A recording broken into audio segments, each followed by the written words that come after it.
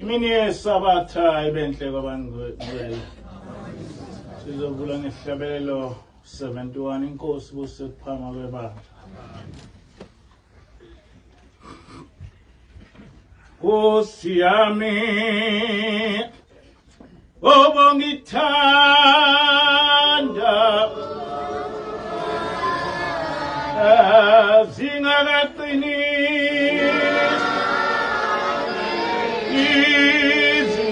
izindaba oke kwaphakade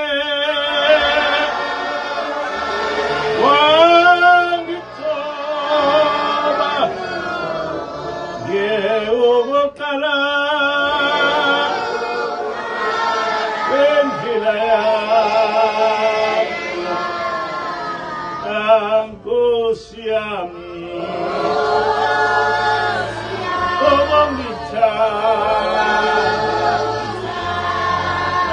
zingakaqini izindaba ake kwaphakade wangithoba ngeyokuqala wendlela yami angingumsebenzi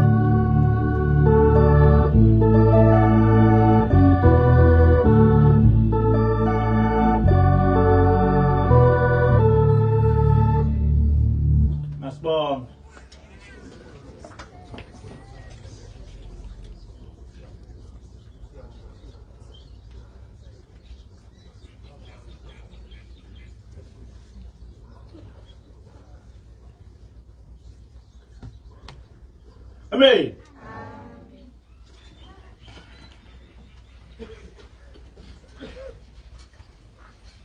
Isihloko salentshumayelo sithi uShembe wayehamba noNkulunkulu.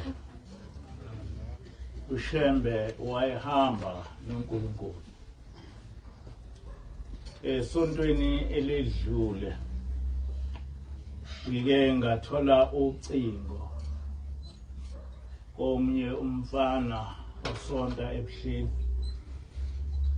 Uthike lo mfana banikezwe inkonzo njengentsha kwelinye ibandla lasebuhleni elikhulu.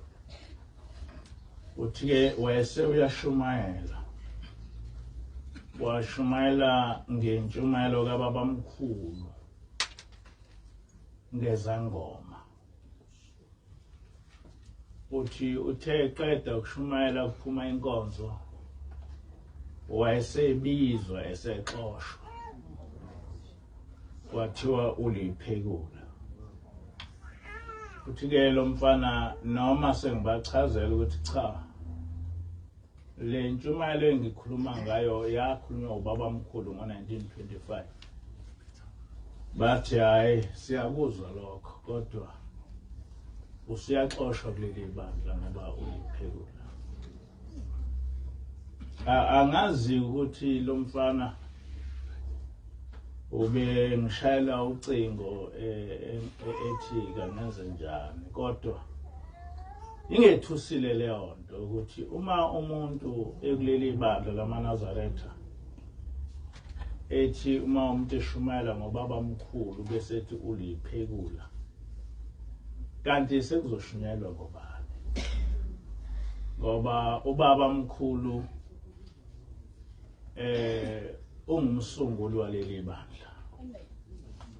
Manje uma amaNazaretha uzothi uma ushumayela ngento eyakhulunywa ubabamkhulu bese kuthiwa uliphekula, lokho kuchaza ukuthini?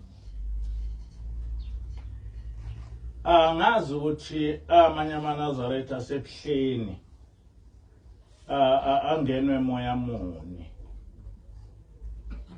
Ngizokusho ukuthi yiwo wonke, kodwa kukhona amaNazaretha asebuhleni angenwe umoya omubi.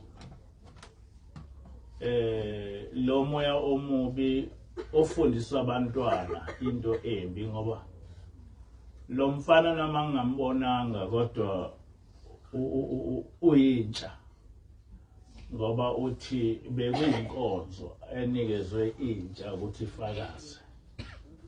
Wayesefakaza-ke ngale ntshumayelo kababamkhulu egxeka izangoma. Kodwa lonke ibandla langakhuzana lakuvumela ukuthi lo mfana kaxoshwe, waxoshwa. Angazi ukuthi njengamanje ukuphi.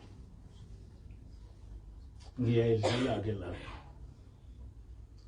Ngizofunda incwadi kaGenesis 5 verse 23 to 24. Lena indaba kaEnoki.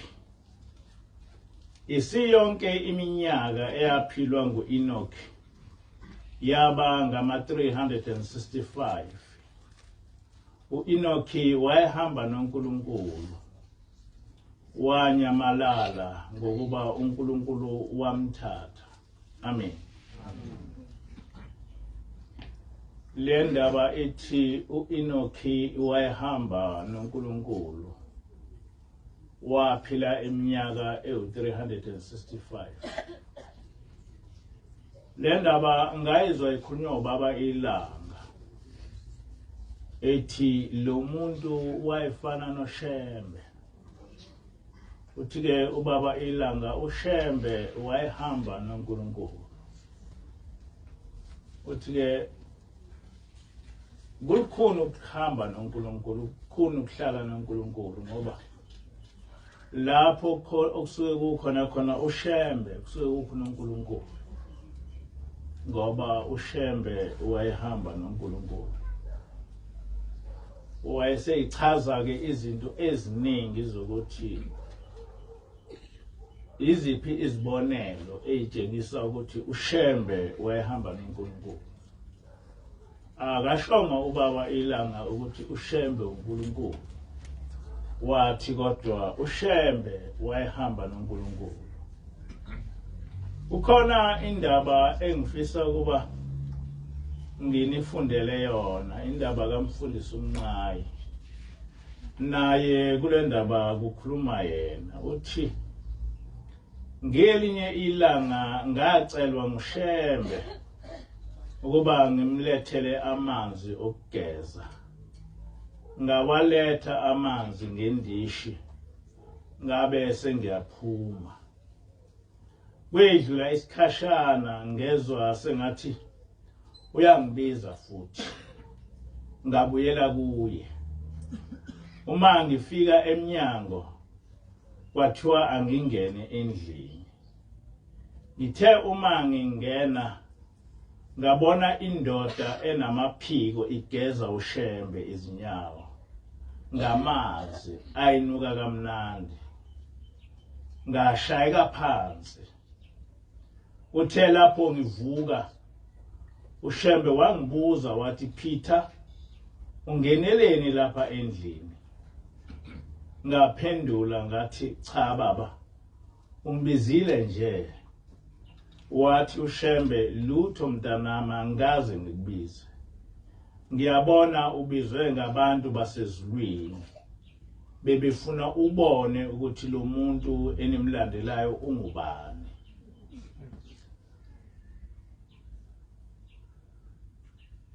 Bheka ukuba ungenile ungabizwanga, ngabe ufile, ubungeke uvuke futhi. Kodwa ngoba ngikhona akukho lutho olukuvelele. Amen. Le ndaba kaMfundisi uMnqayi, umfundisi uMnqayi wayengumfundisi kababa mkhulu. Waye efike semncane, igama lakhe kwakuPeter. Ungabanye babafundisi abakhulu kuleli bandla. Uthi-ke umfundisi uMnqayi wangena endlini ezosekathi khona umuntu ombizayo. Uma efika wafica ingilosi igeza ubaba omkhulu izinyawo. Kodwa wathi ma eyibona wawa phansi waquleka. Waze wavuka sekukhona ubaba omkhulu. Uthi-ke ubaba omkhulu, njengoba ulapho ubizwe ubani? Uthi umfundisi uMnqayi, ngibizwe nguwe nje baba. Uthi cha, ngaze ngikubize. Kusho ukuthi ubizwe yilabo abantu basezulwini. Bebefuna ukuba ubone ukuthi lo muntu enihamba naye uyisima kanjani. Zimbili noma intathu izinto engiqonda ukuzikhuluma la.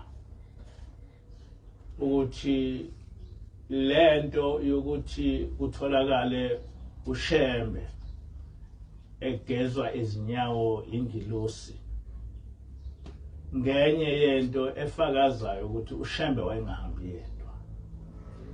uShembe wayengawuye owakulomhlaba.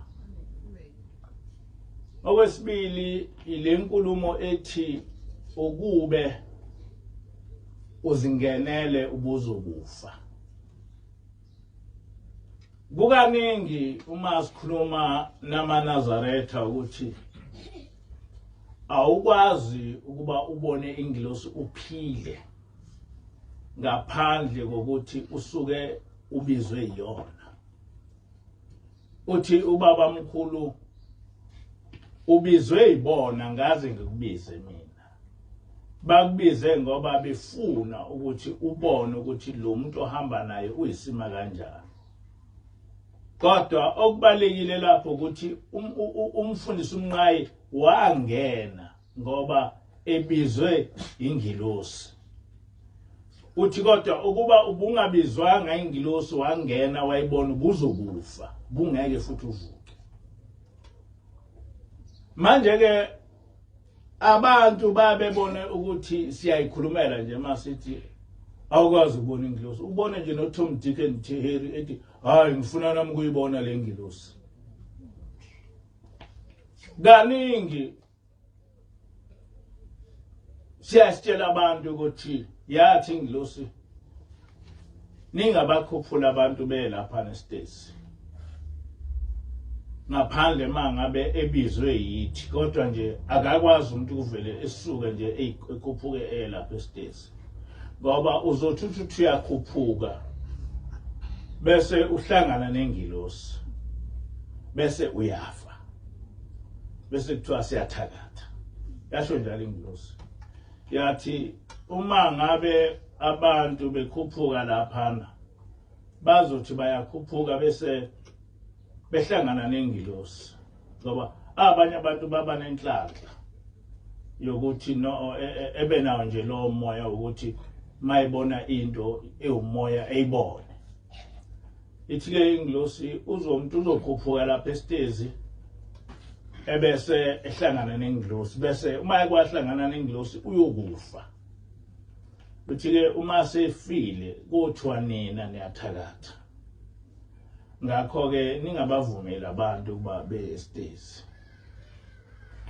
baningi abantu ikakhulukazi abangamaNazaretha abacabanga ukuthi siyabheda nje uma sikhuluma ngengilosi ukuthi awukwazi ukuthi ungabonwa ingilosi ingaqondile ukuthi kubone kodwa uyibone bese uphila uma ukubona ingilosi uyafa sazivamile ukuba sitshelwe nangesiguqo kuthiwa uma uya esiguqweni sika 12 uboya seku12 ngoba uma uke waya ungakashaya u12 ngase kwenzeka ukuthi uye kanti kusafike ingilosi bese uhlangana nengilosi bese uyafa kodwa la kusho umprofeti la kusho ubaba mkhulu ukuthi ukube ungenile la endlini ungabiziwe wayibona lento oyibonile ubuzokufa ithi ke uthi ubaba mkhulu ngeke ufe ngoba ububiziwe ingilosi futhi nami ngikhona ngeke ufe kodwa waquleka ngiyafisa ke kuba amaNazaretha asile ngoba khona amaNazaretha angasile kakhulu engaqhamuka umuntu uthi ngifuna ukubona ingilosi mina ngiyibone ngani ingilosi ingilosi ibonwa umuntu okufuna yona ukuba ayibone ngezizathu ezithize kuvele nje ukuthi ungabona ingilosi ngoba ngokwemvelo yayo ayidalelwe ukuthi ibonwe umuntu wasemhlabeni ngaphandle ma ithunywe kuye awukwazi nje ukuthi under general ubone ingilosi ngaphandle ma ithunywe kuwe ngifisa ukuba ngifunde indaba kaNozinkobe uNozinkobe kwakuyiNdiya elaliyiNazaretha ngakhula ekuphakameni emaningi amaNdiya angamaNazaretha ngaphandle kwaNozinkobe kusukela kubaba mkhulu nakubaba ilanga ngakhula nje emaningi amaNdiya angamaNazaretha aye esina futhi amanye ayisina ayina ngesikoshe sina nje ngebhishu kodwa angazi ukuthi kwenzeka kanjani akazange aze abakhona ebuhleni engicabanga ukuthi into eyenzeka ukuthi emva kwababa ilanga kwaba nokulwa kwamaNazaretha manje nake amaNdiya ayengeke ebesayihlalela into esinokulwa phakathi futhi kulabantu abamnyama kulamaNazaretha odwa angizange ngalibona iNdiya elinginazaretha ebuhleni kodwa ekuphakameni ayemaningi amandiya angamanazareta ngokuphelele. Ngiyafisa ke kuba ngifunde indaba kaNozinkobe ngegama lakhe lobundiya uSamaria Jokhini. Le ndaba ibhalwe nguye. Ngangihlala nomyeni wami eMayville eThekwini khona la. Kwase kuphele iminyaka engu-13 singabatholi abantwana. Ngezwe ubuhlungu obukhulu ngalokhu ngoba ubabezala wangixosha. Wathi angibuyele ekhaya kithi ngoba indodana yakhe ngeke ihlale nenyumba. Lamazwi ayekhulunywa ubabezala ayebuhlungu kakhulu kimi. Ngelinye ilanga wangixosha ekhaya ebusuku.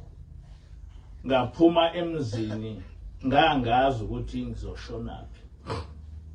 Ngakusasa bangithatha bangisa kodokotela abamhlophe, odokotela bamandiya kanye nodokotela abamnyama. Kodwa angizange ngibathola abantwana. Wangixosha futhi ubabezala. Wathi indodana yakhe ayithathe omunye unkosikazi. Kwathi esengixoshile ekhaya babuye bangilanda. Ngolunye usuku ngangishanela kuvuranda ngiwasha nezitsha ngikhala. Kwakukhona abantu abamnyama ababesebenza khona ekhaya. Bangibuza ukuthi ngikhalelani kangaka. Umpaka Ngcobo wangibuza ukuthi kwenze njani ngakhala kangaka. Ngamtshela ukuthi isono sami ukuthi angibatholi abantwana. uNgcobo waphendula wathi, "Hawu, ungahlupheki, uNkulunkulu uzokupha abantwana. Hamba kushembe kuphakameni." Ngamtshela umyeni wami ukuthi uNgcobo uthini. Akazange angiphendule, wathula nje. Egcineni sahamba naye umyeni wami saya ekuphakameni. Sagibela itekisi likaThendele laze layosibeka ekuphakameni. Uma sifika samukelwa nguNtaka. Wahamba usikhulekela kwinceku yenkosi uShembe. uShembe wathi abahlalise endlini yamakhosazana. Wathumela uPholika okwakungelinye indiya eliyiNazaretha ukuba ezwe ukuthi sikhala ngani. Ngamtshela uPholika ngokungilethe ekuphakameni. Wasinika ucansi oluhle sahlala kulo noElen Mngomezulu, noEsther Zungu, noLina Mdunga. Sasihlezi emthunzini. Ngiyayithanda le ndaba ukuthi leli ndiya lathi malifika laphathwa kahle. Kunento evame ukukhulunywa umkhokheli ukuthi abantu la ekhaya uma befika abanakwa. Nabakhokheli ababanaki. Kanti kuwumsebenzi wabo lokho. Nabafundisi angithi nje nabagcotshwa bonke ababanaki. Kanti kuwumsebenzi wabo lokho. Ukuthi uma ngabe kufika umuntu kufanele umkhokheli uma kuyinkosikazi eye kulowo muntu eyombuza ukuthi ume kanjani emphathe kahle. Lithi ke leli ndiya wathi mawubaba mkhulu ethi abayendlini yamakhosazana bahamba noEsther Zungu, noLina Mtungwa, noElen Mngomezulu. Laba kwakungamakhosazana asekuphakameni, amakhosazana ngaphansi kwababa mkhulu. Abantu abaningi bake bezwe ngumntungwa. Ngoba nabangaze bezwe ngumntungwa. abangaze bezwe umuntu ngabaphakamise ya umuntu ngakwakuyi inkosazana ebaleke kakhulu ekuphakameni hayi ukuthi kwakuyinkosazana engangala makhosazana kwase kumuntu omdala kodwa ongaganile engathi ukube amaRoma ngangizothi wayesistela umntunga wayeke ekhiphe umgidi ehambe nawo entabeni yasenhlangakazi noma ubaba omkhulu engekho wayekwazi ukwenza noma yini eyenziwa ubaba omkhulu umntungwa so ke uthi ke uNoyinkobe wahamba wafika wahlala noElen Mngomezulu noEsther Zungu noLina Mtungwa kwakuyiNdiya leli kodwa laba abantu bahamba bafike bahlala nalo nani ke nikwejwayele lokho ngikhuluma kuwonke amaNazaretha kuba bonke abakhokheli kube bonke abafundisi nabashumayeli kuba umkhokheli yedwa othi makufika umuntu embuze ukuthi ubani kanjani napha nje abanabo ufakele uNazaretha bazoze bebuyele emuva akukho umuntu ozombuza ukuthi njengoba nilapha nje nani lethwe yini kume kanjani mhlawumbe umuntu unenkinga na ngibona namanye amakhosikazi angayifakile uNazaretha kuwumsebenzi wethu ukuthi uma kufika abantu eningabazi niye kube nibahlangabeze kahle ukhona omnye umfana angazi noma ukhona niwasebuhleni ongishayele ucingo izolo noma kuthangi wathi ngizofike ngiphatheka ngizomukeleka la elokhuzeni la esontweni ngathi ngazomukeleka abaningi ngaba abantu lapha abaqhamuke ebuhleni nangu nje umshumayeli uZulu sewumshumayeli lapha uphuma ebuhleni nangu nje na umama umkhokheli sanelisiwe uphuma ebuhleni ngababala bebe baningi sebe bangabakhokheli bangabashumayeli ngoba awukho umehluko ukuthi nje uyawugcina inomthetho kaNkuluNkulu kodwa awukho umehluko phakathi komuntu osuke ebuhleni nomuntu ola uma elizwile izwi manje nake la ngithintwa ukuthi leli India lithi la lihleli ocansini nalamakhosazana ngamtshela uPolika ukuthi ngizobona inkosi uShembe ukuze ngibeke lonke usizi lwami kuyo kuthe ngesikhathi somthandazo uShembe weza ephethe imbali ngesandla angazi ukuthi lembali ubaba omkhulu wayiphatha yayichaza ukuthini kujwayelekile nje ukuthi uzwe kuthiwa ubaba omkhulu wayiphethe imbali kwesinye isikhathi ubaba omkhulu wayethi noma ehamba engene esontweni efaka imbali la ekhanda angiyazi kodwa ukuthi leyo mbali yayichaza ukuthini ngeshwa basekho abantu abadala engase ngibuze kubo kakhulukazi ngoba mhlawumbe bakhona abake batshelwa ebandleni njengolasebuhleni kodwa nabo sebebancane abake bahamba nobaba omkhulu angikholwa ukuthi bakhona kodwa mhlambe ukhona owake wezwa ukuthi ubaba omkhulu kwachaza ukuthini ukuba njalo etholakala ephethe imbali uthi ke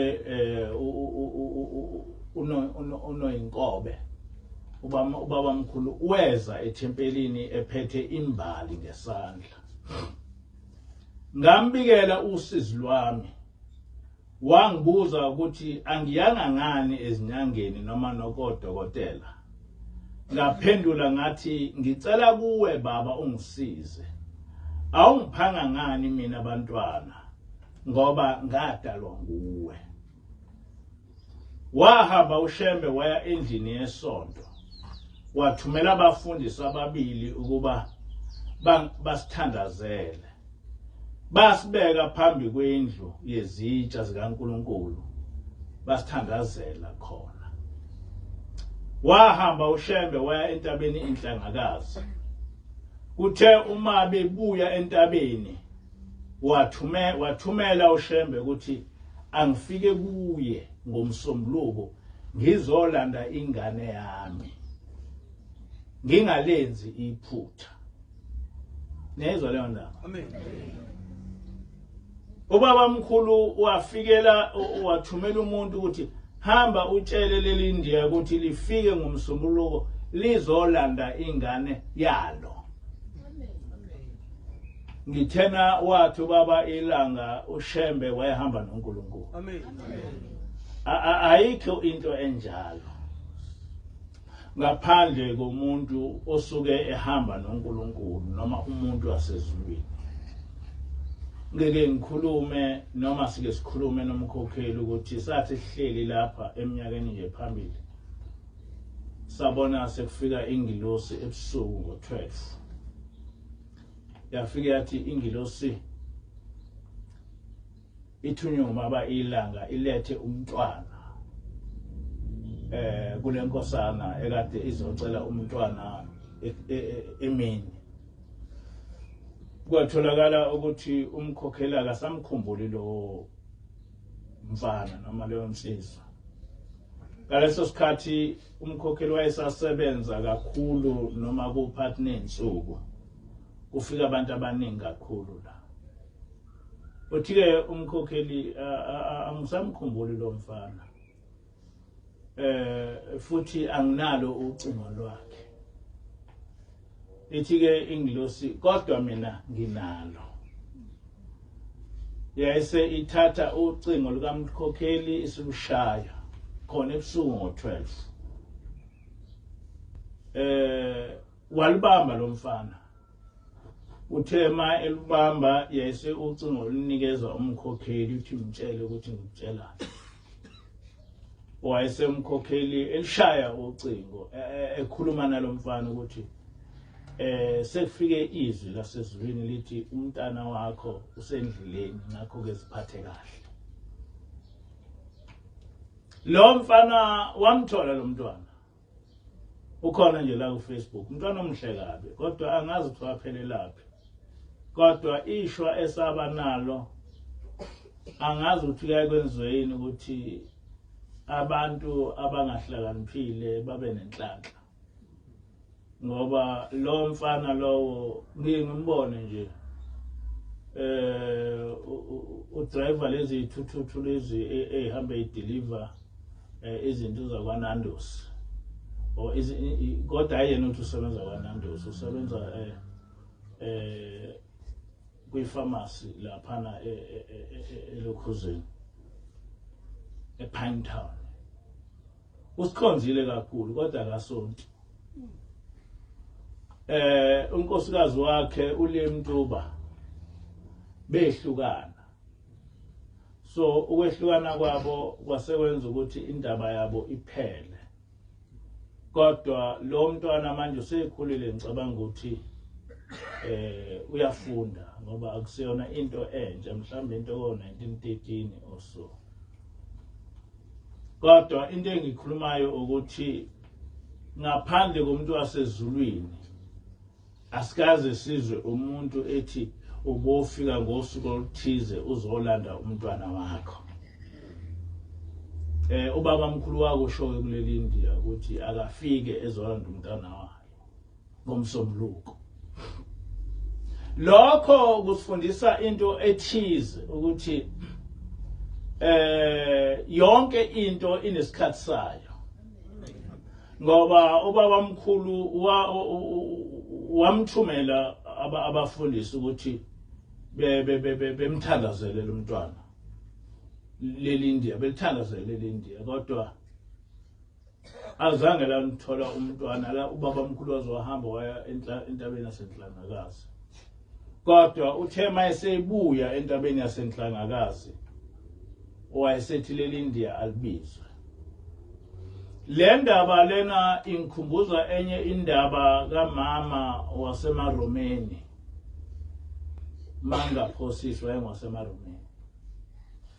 lo mama waye enesifo esinzima, isifo lesabantu besifazane ekuthiwa yini lesesilumo esisinye, isilumo. Wayenesilumo esixakile,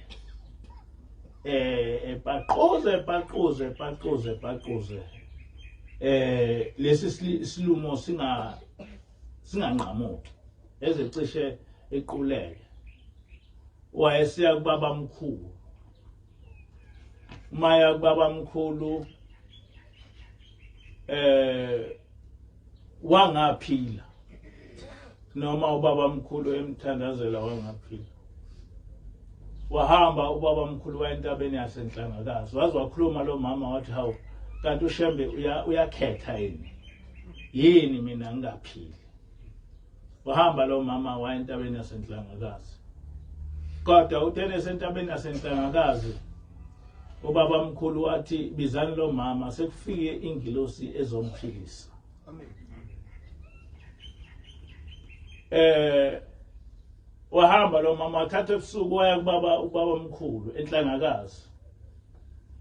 Wathi mayefika angazi ukuthi ubaba wamkhomba kanjani ubaba mkhulu, kwavele kwaphuma inyoka ngaphansi iphila.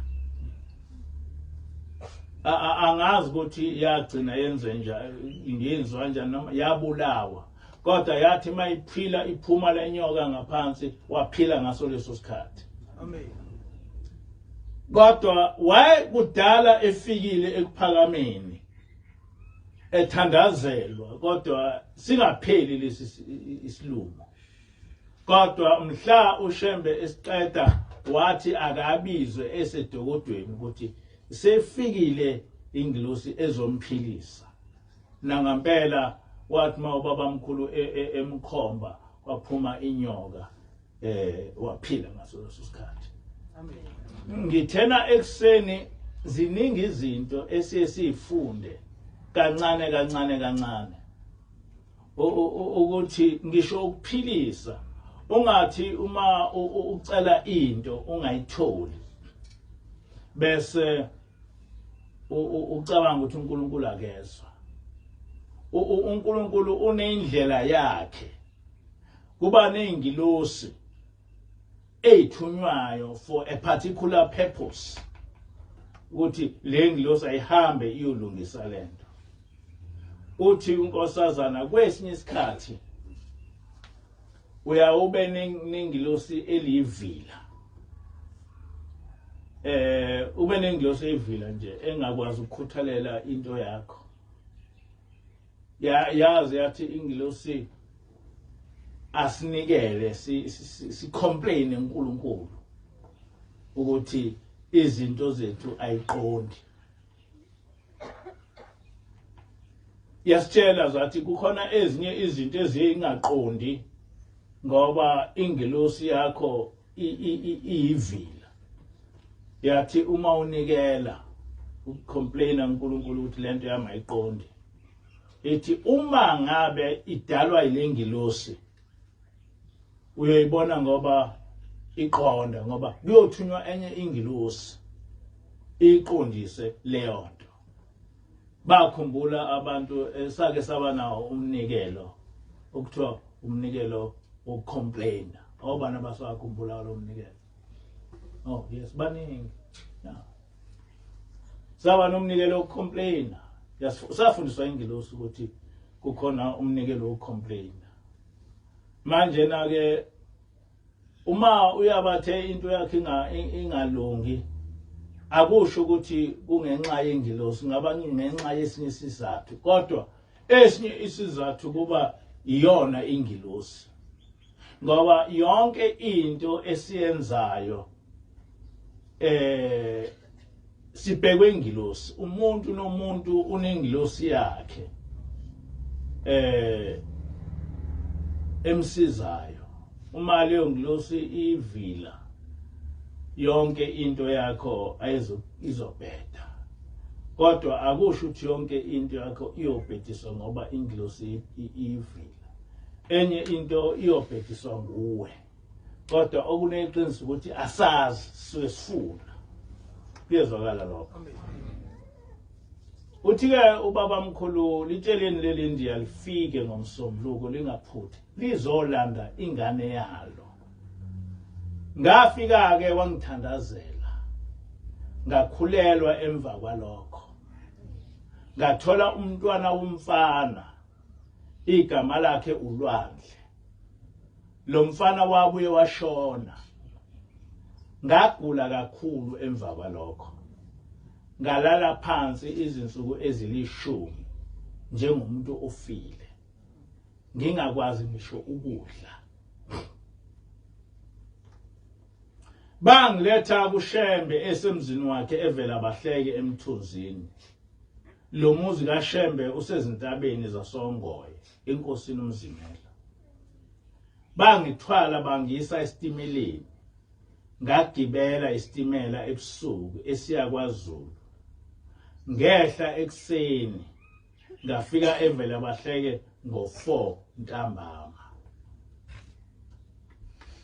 Uyabona leli India emva kokuba kushona lo mntwana walo lagula kakhulu. La ngakwazi ngisho ukuhamba lingadle.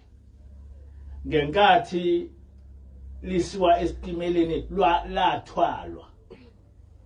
Isitimela esisuka eThekwini siya ePort Danford.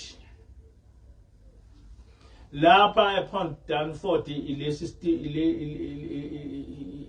station lapha leli India elehla khona. Sifika lapha na ePort Danford isitimela ngo6 ekseni. Kodwa lahamba la ufika evela bahleke. Ivela bahleke iseyintabeni zongoye ngaleso sikhathi wawungakababikho umthetho kaHulumeni wokuthi kungakhiwa lapha na kwaMahlathi. Ubani owazi kwaMahlathi? Khona umama la wakwamanzi amnyama. Akekho. Kome ngaphi isibongo? Lo mama lona amatekisi. Ungubo ya. Ungubo uzalo uMadube ungalapha kwamanzi amnyama. Ubezo ngifakazela ukuthi ukusuka ePort Danford uya evela bahleke kude kangakanani. Leli India lasuka ngo6 ePort Danford laze lafika evela bahleke ngo4 ntambama. Ngiyayibuza ukuthi lalihamba kanjani ngoba ngenkathi liyogibela isitimela lalithwelwe. Ukuthi kwenzeka kanjani ukuthi ligula kangaka lisuke ePort Danford lize liyofika evela bahleke ngoba kukude kabi. Ngaba ngama kilometers about 50 ukusuka ePort Danford uya evela bahleke. Lapha leli India elafika la khona evela bahleke kukithi ilapha esakhula khona. Noma sasingasekhona entsala bebuza ngoba leso sikhathi kwakusensala bebuza. Angizokhuluma ke ngalokho. Kodwa uanti wami wayekhona mhla lifika leli India. Uthi bathi bebona nje kwangena India levela bahleke. Uthi bathi besabhekelela India babona sengena ubaba mkhulu. Ngoba lafika leli India nasevela bahleke ngekho. Kodwa uthi ke uanti babona sengena ubaba mkhulu. Uthi wathi ubaba mkhulu alinikezwe izinkobe. Laselinikezwa ke izinkobe. Wayesethi ubaba mkhulu kusukela manje usunozinkobe. Ngoba ufike kwaZulu wadla izinkobe. So leli India leli laba unozinkobe laze lahamba emhlabeni laziwa ukuthi unozinkobe. WakuIndia elalikholwe kakhulu ephakameni. Uma ngifika khona bangipha izinkobe. Nganikwa igama lokuthi ngiunozinkobe. Kodwa leli igama lokuthi unozinkobe waliphiwa baba mkhulu. Kwakuunyaka ka1932. uShembe wangithandazela evela bahleke ngaphila. Emveni kwalokho ngaphindela eThekwini ngakhulelwa ngamthola omnye umntwana umfana emveni kwakhe ngathola amadodakazi amabili bayaphila bonke. Amen. Ngiyambonga uNkulunkulu wasekuphakameni. Amen. Le ndaba ikhulunywa uNozinkobe India elahlala ekuphakameni emva kokuba kwenzeke lento lathutha eMevili nomyeni walo bazohlala ekuphakameni nabantwana babo bazalwa sebezalelwa ekuphakameni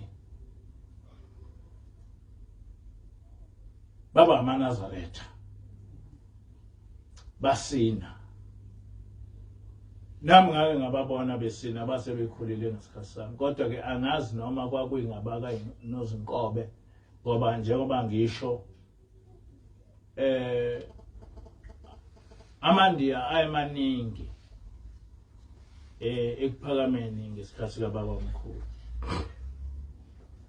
Le ndaba ngifunda ukuze niqonde kahle ngoba uma ungase le ndaba uyilalela ikhulunywa ngabantu bakhuluma izinto eziningi ezingekho kodwa manje uma le ndaba isikhulunywa yiNdiya uqobo lwalo uyayithola ukuthi ihamba kanjani.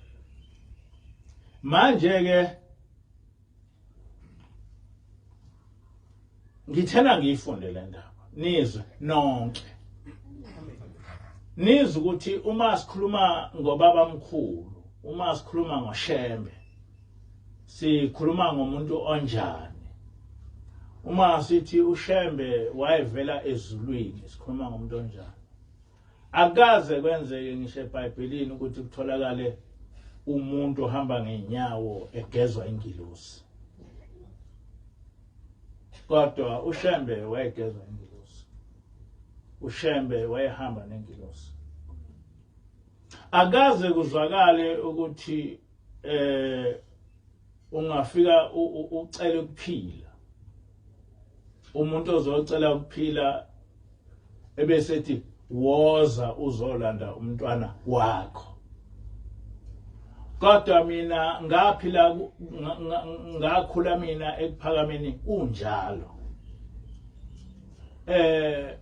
Nakubaba ilanga kwakwenzeka lokho. Ekuphakameni kwakuye kuthiwe namhlanje nakunabantu kuneziguli zabantu abafuna abantwana bodwa engayomunye oguliswa ngenye into kuthiwa nje bonke abafuna abantwana befika ngempela abantwana befika ngempela bebonakale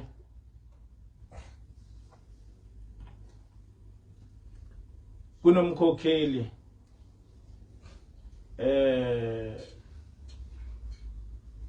sengikhohliwe isibongo sakhe kodwa ngwale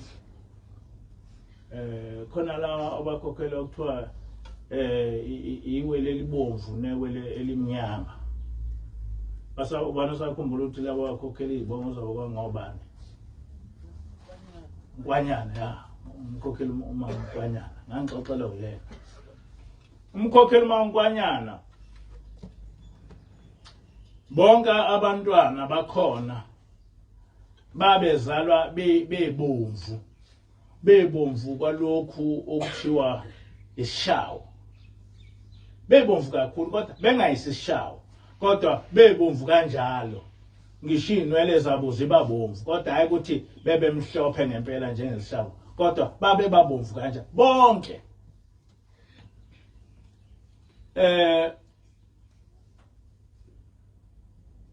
unina waba sekuphakameni kwase kubizwa iziguli zabantu abafuna abantwana kwatholakala ukuthi khona omunye umama oze lapha ezocela abantwana naye ohleli ekuphakameni ulindile kodwa kuthena elindile wayese ehamba eya eThekwini kumyeni wakhe. Ngenkathi kumenyezelwa ukuthi bonke abantu abazofuna abantwana basale, kwatholakala ukuthi yena akekho. Uma sebefika abantwana, lo mntwana oqondene nalo mama kwatholakala ukuthi unina akekho. Uthi-ke ubaba mkhulu kulo mama ozala umamkwanyana uthi kunomntwana la obeze elethelwa lo mama, kodwa akekho lo mama. Uthi-ke ubaba mkhulu, kodwa umntwana uma eseze wakhishwa ezulwini akabuyele emuva. Ngakho-ke lo mntwana senzokumnikeza wena.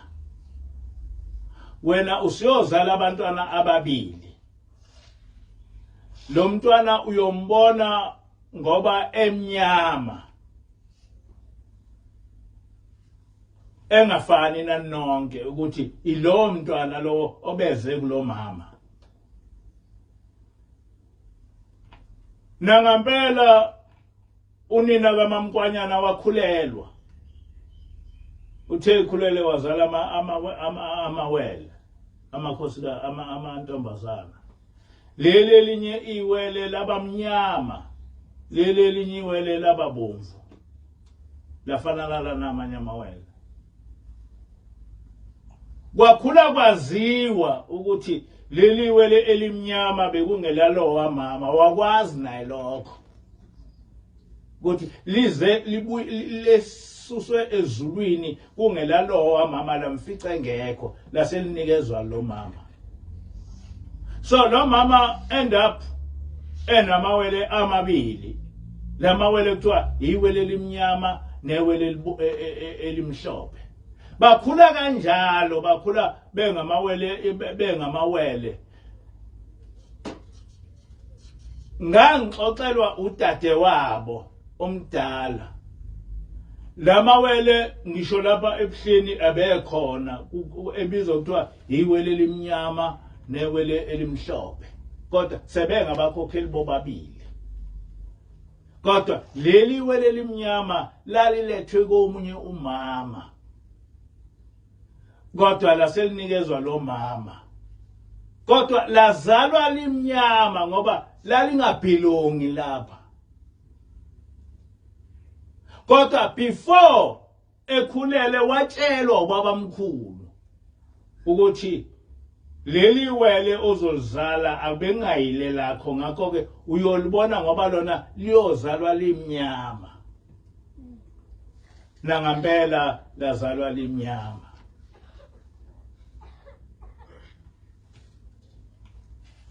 Lakhula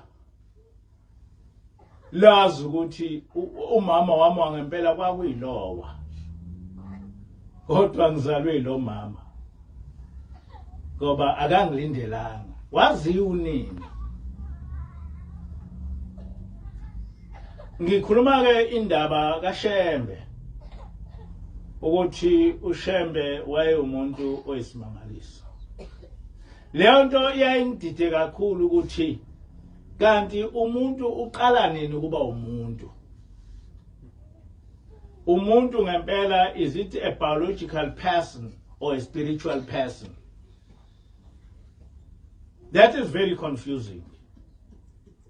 Ngoba lo mntwana wafika espiritual. Kodwa noma sezalwa emzini onabantu abampofu, wangayithatha ilokhuza umbalo ompofu wathatha umbalo omnyama njengoba lo nina lo obesiwa kuye emnyama. But there is still a very great confusion ongeke uzoyiqonde ukuthi imi kanjani, ukuthi lo mama lo ngoba wayengakazalwa kwenzeka kanjani ukuthi ezalwe la kodwa bese bamnyama ngoba ubelethwe kulowa muntu. So ngase ngiyibuza ukuthi ingempela lento yo DNA nalento esiyifunde ezikolweni ihamba kanjani mase kuyendabeni kaNkulunkulu? Akakho umuntu ongakwazi ukuchaza lapha. Ugogo wami umamzi ugogo wami wazala abafana amantombazana amaningi, mhlambe azafika ku5 or 6, kodwa wangamthola umfana. Wayesehamba eya kubaba mkhulu, ethi baba amantombazana agcwele umuzi kodwa anginawo umfana, manje ngizocela umfana. Wathi ubaba mkhulu, wena esinyeni sakho akekho umfana, kodwa ngizokunikeza umfana osuka kimi, igama lakhe umphefumulo wami. Ezisho yena ubaba mkhulu, lo mntwana ozomzala igama lakhe umphefumulo wami. Wazalwa umphefumulo wami, wazalwa umuhle. Uma ezalwa umuhle, wavele wafana nabantwana bakwaShembe ngendlela eyisimangaliso. He was very intelligent. He is intelligent obusaphila, kodwa usemdala. Mhlawumbe manje na uko 80 something. Ngoba uma ucabanga umuntu okwakusho ubaba mkhulu ahamba emhlabeni ngo1935. Wazalwa ubaba mkhulu esekhona, kodwa namanje usekhona. Wafunda uthe eseqede standard 9 kwakuseyinto enkulu ngaleso sikhathi. Wayesethathwa ubaba ilanga eyophatha izitolo zasephakameni zonke. Njengamanje umvangeli uDube, abantwana bakhe bangothisha abaningi. Ukhona ulapha neEvela Mahleke. Igama lakhe walinikeza ubaba mkhulu umphefumulo wami. Uqinile. Ate ngikhuluma nje nane ndodakazi yakhe kulama amasonto edlula. Ithi hey ubaba usiyakona enti manje, kodwa angeke uzubone lutho ukuthi akagula indawo. Ungangananga ubaba, kodwa akagula indawo. Igama lakhe umphefumulo wami. Wathiwa kunina akanawo umfana, wathi ubaba mkhulu senzothatha umphefumulo wami ngikunikeze wona. Wazalwa oba umphefumulo wami. Manje ngisikhulumela lezi zinto. Ngisikhulumela uba niqonde ukuthi lo muntu osimemile ukube sibe lapha akusiyena umuntu wasemhlabeni. Amen. Abantu abaningi bayaye bengayikholwa indaba ukuthi sihamba nengilosi, kodwa is a mystery yakuleli ibandla, ngoba le mystery lokhu yaqala liqala leli ibandla. Kodwa amaNazaretha onke kwaShembe ayilahla le ndaba kaNkulunkulu, kodwa ezulwini kwase kukhethwa thina ukuthi ithina esizoqondisa le ndaba kaNkulunkulu. Amen. uShembe uvela ezulwini. Amen. Yonke into esifundiswe ingilosi akakho umuntu emhlabeni oyaziyo. Akakho. Akakho umuntu emhlabeni oyaziyo. Ngiyibuze ngithi why thina sitshelwe siboniswe izinto abantu basemhlabeni abangazazi bonke, kodwa ngafunda into eyodwa ukuthi uma uNkulunkulu efuna ukukusebenzisa uyaye ekubonise yonke into ukuze ungashumayeli ngokukholwa kodwa ushumayele ngokwazi. Ngoba thina asishumayeli ngokukholwa ukuthi sikholwa ukuthi uNkulunkulu ukhona, sishumayela ngokwazi. Ngakho ke noma ngaqhamuka umuntu oyihlakaniphi nonjani akakwazi ukungishintsha ngoba lento engikhuluma ngayo ngiyayazi, hayi ukuthi ngiyayikholwa. Ngiyayazi ukuthi ingilosi ikhona iphila kanje ngiyakwazi, hayi ukuthi ngiyakholwa. Nomuntu engathi hayi ingilosi ayikho lento oyishoyo, ngiyayazi ukuthi ikhona ngoba angikholwa, ngiyazi. Ingilosi yafika kithi ngo-2006 manje u-2022 sihleli nayo. Amen. Ngakho ke ngiyayazi ingilosi ukuthi ikhona, nezulu ngiyalazi ukuthi likhona. Esikhathini esiphambili nginomfowethu umfundisi uyisekabonga. Umfundisi wagula kakhulu. Mayigula kakhulu kwafika ingilosi esagula kakhulu. Ngelinye ilanga ithi ingilosi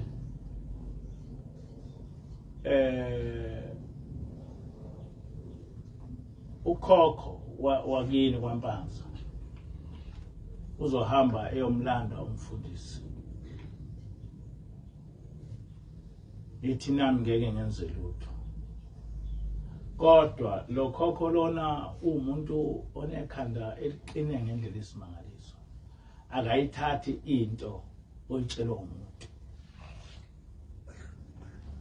Sithi ngifuna ukuthi nimstophishe ukuthi evumele ethathe umfundisi. Yayise ingilosi yenza isimangaliso. Isisitshengisa izulu lomndeni.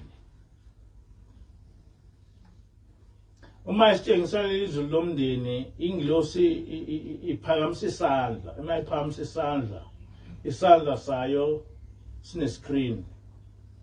Bese kuqhamuka iscreen esikhulu. Ngenkathi kuqhamuka iscreen esikhulu, yonke into uyibona njengoba usuku uyibona kulokhuza kwi-TV. Kodwa futhi uyakwazi ukukhuluma kumuntu njengoba usuku usebenzisa yini leni esisebenzisa kuma conference. Try Skype, yes. So iqhamuka njenge Skype ukwazi ukubona yonke into esezulwini ula njengoba kwi Skype ukwazi ukubona bonke abantu osukukhuluma nabo. Kodwa lento ivela engilosi, ivela esandleni sengilosi. Yathi ingilosi ke nangena lo muntu njengoba umbone ehamba nje usiyolanda umphefumulo kamfundisi. Yathi ukuze nimstophishe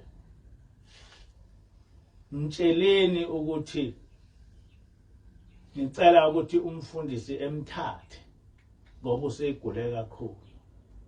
Yathi mani ke nathi ngicela ukuthi emthathe uzomyeka ngoba akayithathi into otshelwa umuntu. Yebo. Ngempela waqhamuka wakhuluma umkhokheli, hawo baba gogo kumuntu omdala.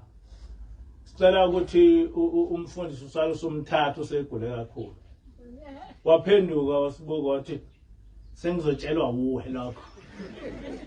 Wavela waphindela emuva. Umfundisi wahlala esephile cishe almost 8 years. Emva kwaleso siga. Waphindela emuva ngoba umkhokheli uthena ngicela ukuthi umthathe. Kodwa ingilosi isitshele kuqala yathi akayithathi into oyitshelwa umuntu.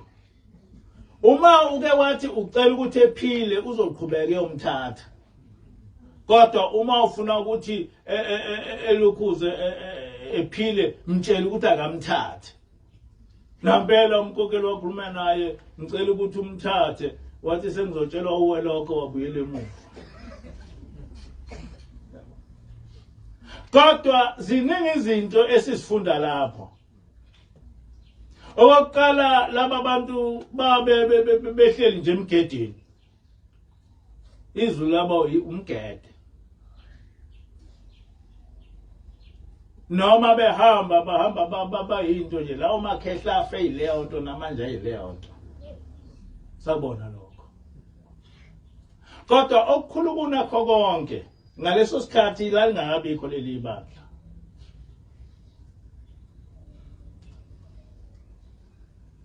Ukuthi uma ngabe ukholelwa emadlozini uphathwa idlozi. Yonke impilo yakhe iphathwa idlozi. Kodwa uma ukholelwa kuNkulunkulu yonke impilo yakho iphathwa uNkulunkulu nengilosi. Amen. Kodwa inkinga ukuthi uma impilo yakho izophathwa idlozi. Amadlozi kusuke kungabantu abake baba ngabantu. Omunye ebe enenhliziyo embi. Ngiyakhumbula ukuthi ngijwayele ukunitshela ukuthi sathi sibala umnikelo. Kwaqhamuka ingilosi yasithatha umnikelo 20 rand yathi ubekene eceleni, sawubeka eceleni. Kulo mnikelo kwasekukhuluma umuntu okade enikela. Kodwa manje uma ukhuluma noyisemkhulu, akakhulumi noShemba, akakhulumi noNkulunkulu, ukhuluma noyisemkhulu. Uthe khona lapho esakhuluma kwasekuqhamuka ikhehla.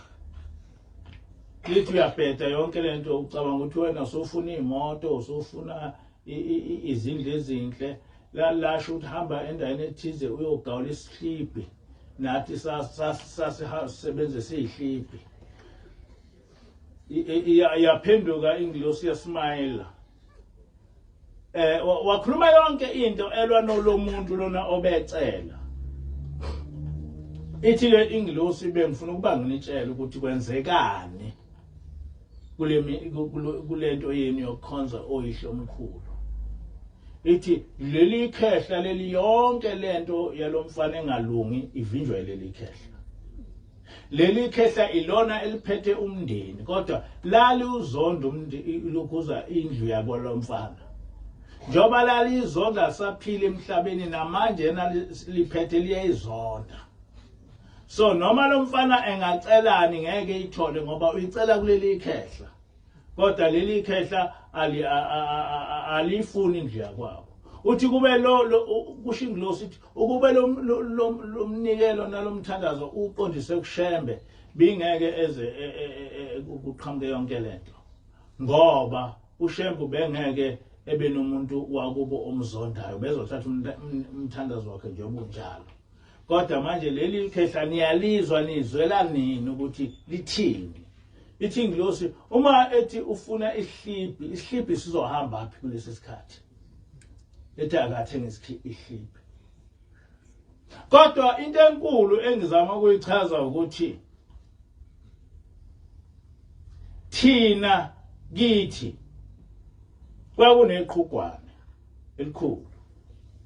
Leli qhugwane phakathi kunesihlalo. Lesi sihlalo esazi ukuthi sihlala inkosi yakwaMpanza. Yena lo baba lo. Ngoba sasingamazi. Hlala inkosi yakwaMpanza.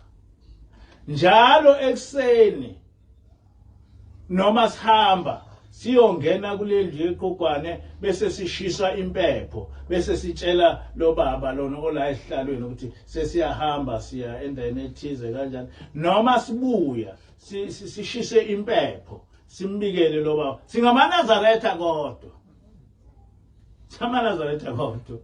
kodwa umuntu esivuka simchazela ukuthi siyapi akusiyena uShembe ilomkhulu. noma sibuya asibiki kushembe sibika kulomkhulu ngikhuluma into yenziwa yithi sinaye umne wethu kodwa and at the end kwatholakala ukuthi impilo yakhe ayisaphethe ushembe akusayena manje ushembe ovuma ukuthi phila noma fana noma akwenzeka ukuthi kuwe noma akwenzeka ukuthi sekusho lo mkhulu ngoba uwena omenze waba uNkulunkulu wakho wena omenze waba uNkulunkulu wakho so leli khehla leli laphindele emuva ngoba sicele ukuthi alimbulala umfowethu kodwa sithayimiswe ingilosi yathi leli yakhehla leli ninkane eyisimangaliso alithathi into olutshele yona manje nike nathi akaphilisa umfweni lombulala kodwa ukuze limphilise mtsheleni ukuthi alimbulale nangampela salitshela ukuthi alimbulale umfundisi waphila for years esegula kodwa waphila ngoba sicelele likhehla ukuthi alimbulale limthathe emhlabeni ngaleso sikhathi njengoba ngisho lalingabikho leli bandla ingilosi yayingakasichazeli lutho ngale ndaba lena ukuthi kufanele ukuthi uma ningamaNazaretha ungabi nabo abanye onkulunkulu ngaphandle kwaNkulunkulu oJehova ngoba uma uba nabanye uNkulunkulu lo uJehova uyaqhela kuwe bese lo uNkulunkulu osumkhethile bese kuba uyena kodwa lo uNkulunkulu osumenza ukuthi uyena naye ufe enamacala naye ufe ene character ethize lokho akuyona into engiyibhilivayo into engiyaziyo ngoba ngiyibonile ngitshengisiwe yona ezulwini njengoba ngisho ngithi ingilosi yasitshengisa ngobaba waMpanza ngokhokho kwaMpanza yathi ukhokho wenu lo wathi kodwa unenhliziyo embi unenhliziyo elikhulu akayithathi into etshela umuntu yathi yenzani kanje yathi ingilosi mina nginayo amandla okumphilisa ngoba akakho asikho ngaphansi kwayo ingilosi asikho ngaphansi kwaNkulunkulu yize singamaNazaretha kodwa asikho ngaphansi kwaNkulunkulu uma siphuma ekseni singena eqhugwaneni sibike kulo baba uma sibuya singena eqhugwaneni sibike kulo baba kodwa singamaNazaretha kodwa njengamanje uma ugula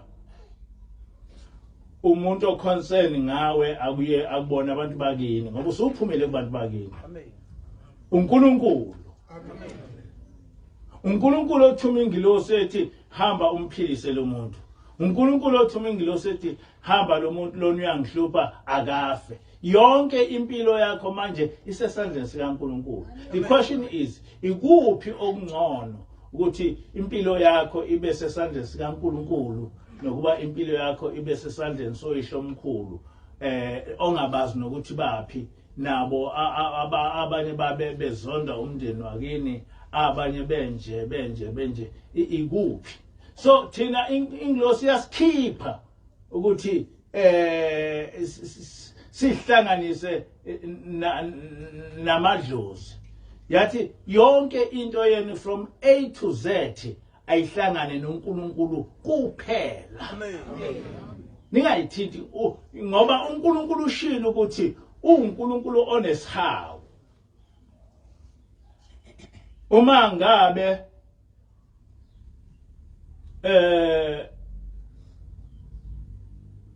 nithi nikhonza yena bese nikhonza futhi abanye uNkulunkulu nikhonza oyihlo omkhulu uzodeda uNkulunkulu kini kodwa labo uNkulunkulu abanimakhonzayo bayinkinga ukuthi izulu lomndeni linjani ngayibonela ngababona abantu behlele emgedeni sababona abantu behlele emgedeni sababona nokuthi bazi impuphu enjani balokhuza nje amakhehla amadala nalapha ezulwini asenjalo khetha wena ke noma ukhetha ukuba uhlale phansi kwaNkulunkulu noma uhlale ngaphansi kwedlozi lakini. Inkosi uselokhu nikuzwile.